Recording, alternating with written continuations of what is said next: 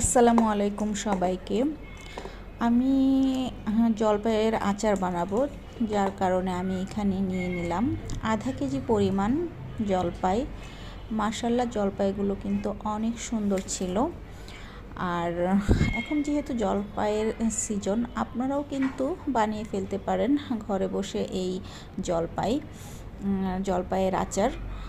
তো আমি প্রথমে জলপাইয়েরগুলোকে দুই পাশ থেকে কেটে জলপাইগুলোকে একেবারে বীজ পর্যন্ত এভাবে করে একটা নাইফ দিয়ে সুন্দর করে কেটে নিচ্ছি, যেন জলপাই বানাতে গেলে যেন এই মশলাগুলো জলপাইয়ের ভেতরে যায়।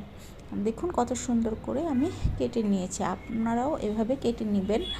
আমি সবগুলো জলপাই খুব সুন্দর করে কেটে নিয়েছি এবং খুব ভালো করে ধুয়ে নিয়েছি। আর জলপাইয়ের গায়ে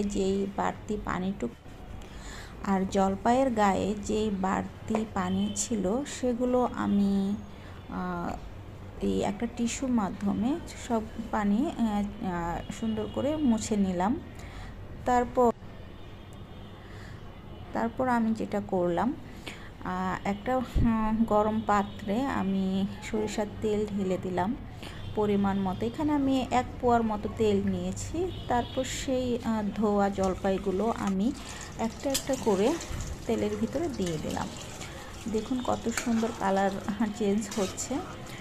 তো এই জলপাইটা আমি সেদ্ধ করব না, ঢেকে ঢেকে সেদ্ধ করে সবাই জলপাইয়ের আচারটা বানায়, কিন্তু আমি জলপাইয়ের আচারটা ভাজবো, এই তেলের ভিতরে ভাজবো, যেন আছে ভাজবো, যেন উপরের অংশটা যেন ভাজা হয়ে যায় আর ভেতরের অংশটা যেন সেদ্ধ হয়ে সফট থাকে।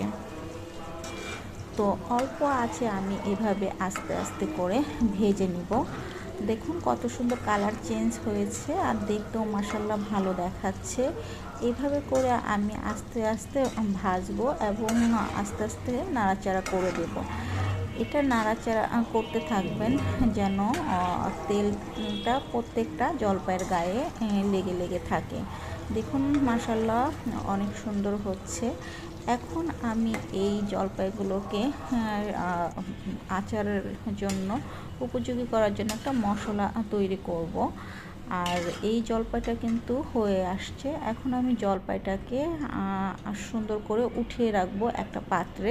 দেখুন জলপাইয়ের গায়ে কত সুন্দর সরিষার তেলটা লেগে লেগে আছে। আর আমি এখানে কিছু রসুন নিয়ে নিচ্ছি, রসুনের কোয়া।